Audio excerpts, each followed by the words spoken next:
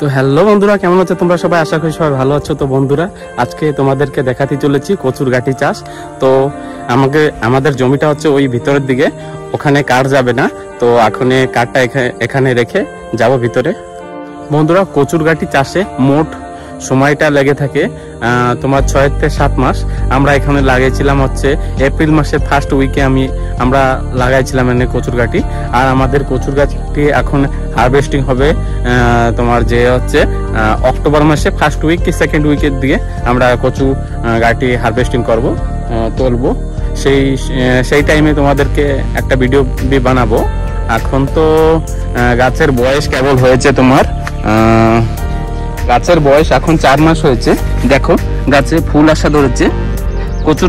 কচুর গাঠিতে গাছের যখন ফুল আসবে তখন গাছের বয়স 4 মাস হয়ে থাকবে।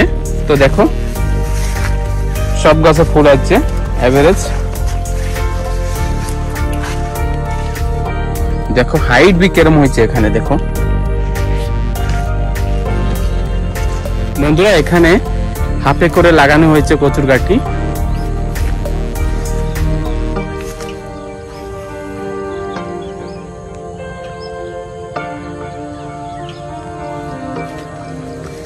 বন্ধুরা, কচুর গাঠি লাগানোর প্রথম প্রসেসটা হচ্ছে আমরা ফার্স্টে একবার টানা নাঙ্গল দিয়ে চাষ করেছিলাম, আর সেকেন্ড বার হচ্ছে রোটাভেটর দিয়ে চাষ করেছিলাম।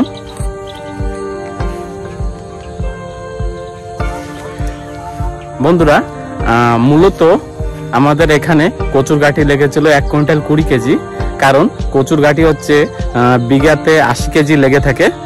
যেহেতু আমাদের এখানে 1.5 বিঘা 1 কুইন্টাল 20 কেজি লেগেছিল।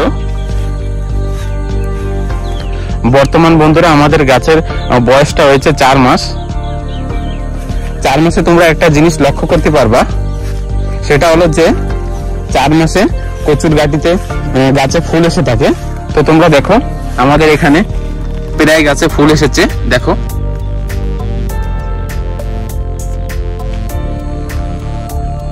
বন্ধুরা, এই কচুর ফুল তোমরা তরকারি হিসাবে খেতে পারবা।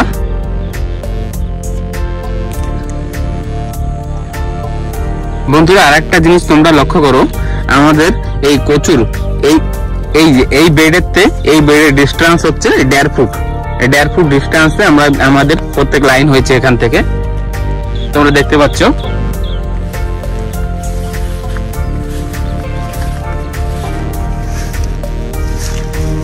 দেখো বন্ধুরা, এখানে হাইট বি বহুত হয়ে গেছে। 4 মাস গাছের মোটে বয়স হয়েছে।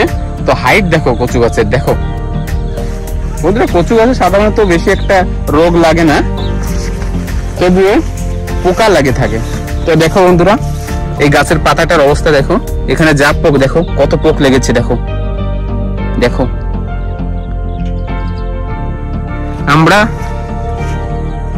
আমরা প্রায় 10 দিন 12 দিন পরে পরে স্প্রে মেরে থাকি।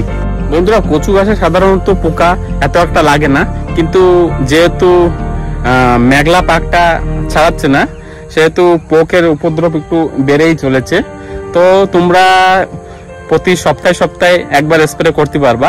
স্প্রের জন্য সাধারণত কানন নামে ওষুধ আছে, সেনজেন্টা কোম্পানির আছে, বায়ার কোম্পানির, বহুত কোম্পানির মেডিসিন আছে। কিন্তু তোমরা কানন ইউজ করো, কারণ বেস্ট। কারণ আমরা বহুত দিন থেকে স্প্রে করে এসেছি।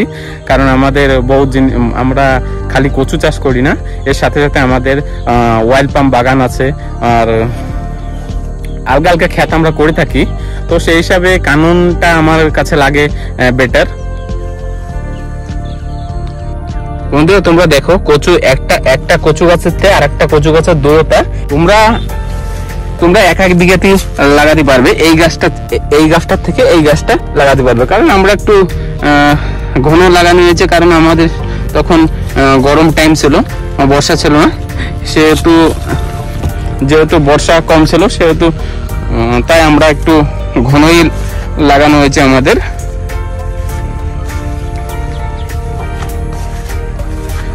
বর্তমান গাছের বয়স 4 মাস হয়ে গেছে, আর একটা 2-3 মাস পরে হারভেস্টিং হবে। আমরা কচুর গাঠি তুলবো, তখন একটা ভিডিও বানাবো। বন্ধুরা, কচুর গাঠি চাষের তিনটা স্টেপে মোট খরচা হয়েছিল। প্রথমটা হলো আমরা একবার টানা নাঙ্গল দিয়ে চাষ মেরেছিলাম, সেকেন্ডে হচ্ছে রোটাভেটার দিয়ে চাষ মেরেছিলাম, থার্ডে হচ্ছে আমাদের নালা করে কচুর গাঁটি বসানো হয়েছিল মাটিতে, তখন একটা লেবার কস্ট এসেছিল।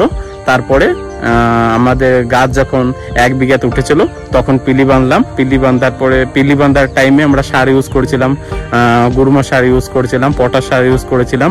তারপরে আমরা এখানে এরকম পিলু দিয়েছিলাম, এই দেখতে পাচ্ছ তোমরা পিলু, এরকম পিলু দেওয়া হয়েছিল। আর পিলু দেওয়ার পরে কিছুদিন পরে আরেকবার একটু ঘাস বসা লেগেছিল, যখন গাছের ফুল আসছিল তখন একটু ঘাস বসা হয়েছিল। মূলত খরচা আমাদের এখানে 1/2 একর যেহেতু লাগানি হয়েছে, মোট আমাদের খরচ 60 থেকে 70 হাজার অলরেডি খতম হয়েছে। আর উঠানির সময় একটা 10 হাজার লাগবে, তার মানে তোমার হচ্ছে 80 হাজার খরচা হচ্ছে 1/2 একরে। তার মানে তোমাদের একরে খরচা হবে হচ্ছে তোমার 1,60,000 খরচা হবে। বন্ধুরা, ভিডিওটি ভালো লেগে থাকলে লাইক সাবস্ক্রাইব করতে ভুলবে না। আর আবার দেখা হচ্ছে নেক্সট ভিডিওয়। বাই।